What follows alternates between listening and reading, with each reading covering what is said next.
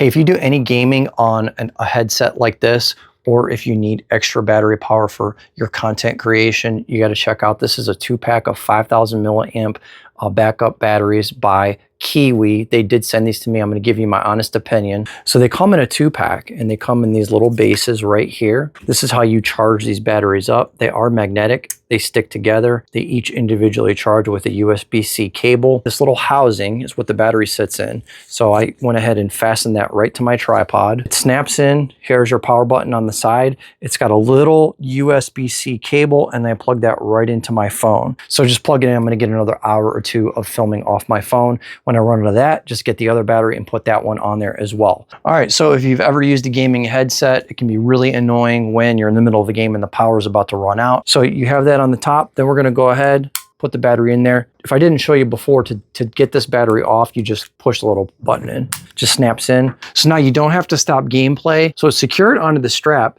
It's nice and lightweight. But do you feel that on there? Nope. So he doesn't even feel this up here.